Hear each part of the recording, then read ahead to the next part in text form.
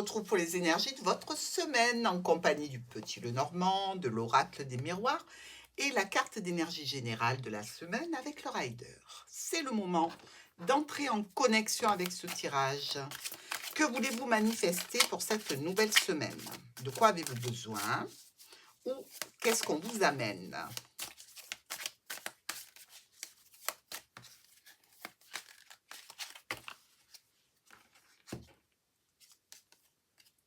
La reine de bâton. Alors, on est plutôt pas mal ici, hein, avec cette reine de bâton.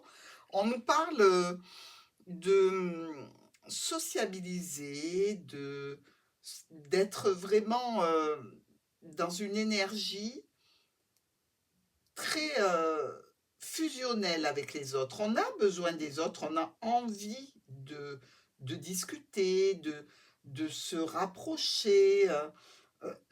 On est dans la chaleur, dans le dynamisme. Bon, on est déterminé aussi, on est une reine, hein. C'est une réussite par rapport à ce que l'on entreprend ici.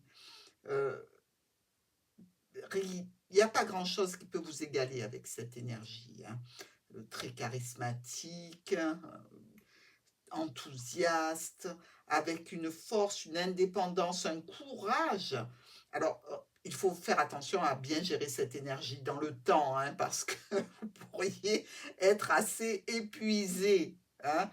Mais au niveau professionnel, c'est génial. Attention au burn-out. Au niveau personnel et spirituel, vous êtes dans la fête, dans l'envie de séduire, dans la capacité d'être authentique aussi, hein.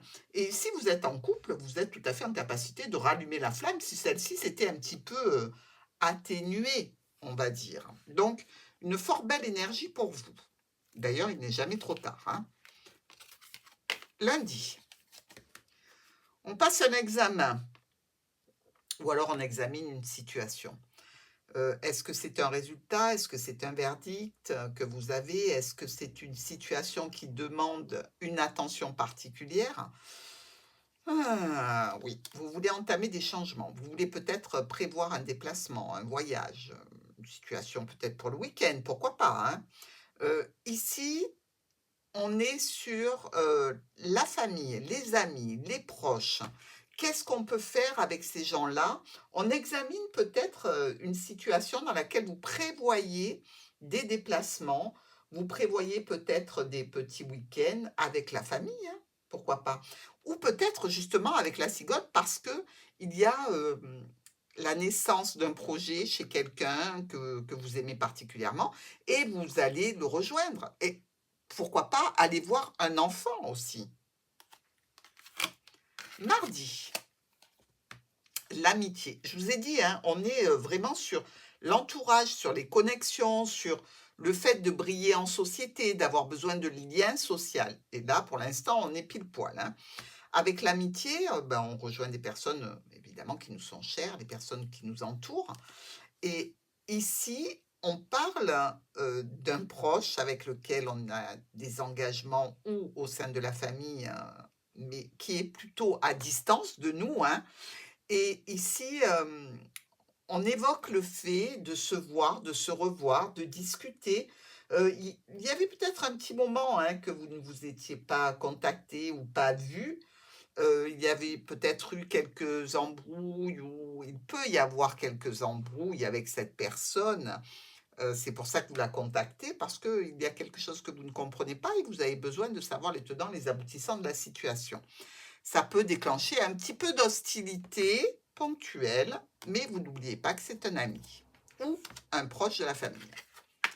Mercredi, le boomerang. Une situation qui revient vers vous. Ce que vous avez lancé comme intention revient et donne un résultat. Alors ça peut être une réconciliation, évidemment, hein. Ce résultat, il est que on est ici avec le vaisseau qui nous parle de voyage, de déplacement, d'étrangers, et le serpent. Alors, peut-être qu'il y a une personne qui est loin de vous, qui se méfie d'une situation.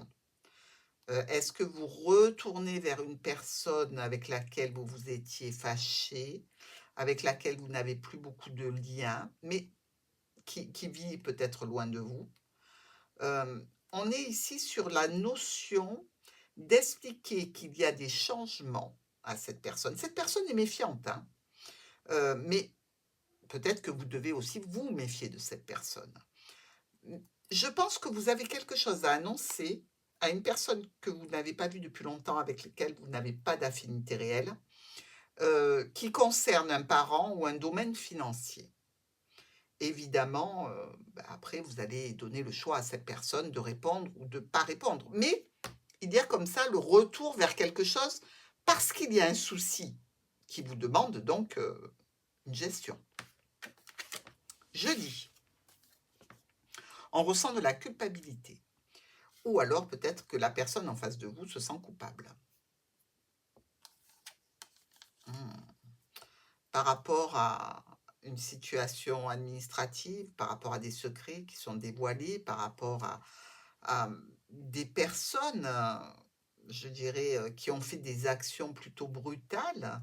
Ici, heu, on est sur, un groupe de personnes, en fait, qui peut vous faire sentir coupable.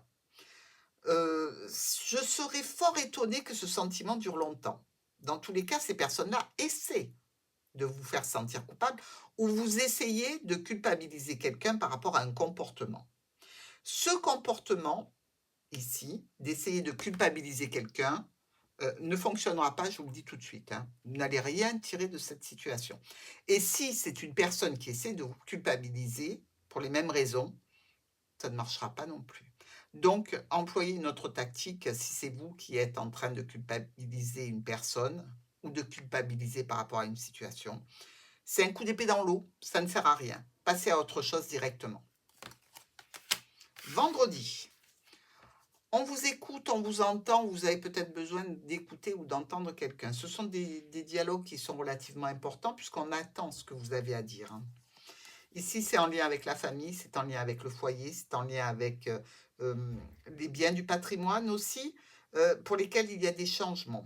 Ces changements ici sont peut-être de l'ordre, tout à fait pratico-pratique, hein, en faisant des travaux et vous discutez parce que vous avez une idée en tête concernant des travaux de la maison et vous allez réunir donc les membres du foyer pour discuter d'une amélioration que vous souhaitez apporter, à la maison, au foyer, pourquoi pas même, à une situation. Mais vous en discutez en groupe, c'est-à-dire que vous ne prenez pas, décision seul, vous avez besoin d'en discuter. C'est pas un besoin, c'est simplement que vous mettez le sujet sur la table, qui doit être fait, parce que vous ne demandez pas la permission, hein. Vous dites: «Voilà comment on peut faire pour faire ça», parce que il faut le faire. Pour le week-end, mmh un homme ou une femme importante ce week-end. Alors ça peut être vous, si vous êtes un homme, ou c'est peut-être votre homme, ou la personne à laquelle vous pensez, ça peut être tout et n'importe qui, à partir du moment où c'est une figure masculine. Ah, il y a du rififi dans l'air. Ben oui, ça se dispute, hein.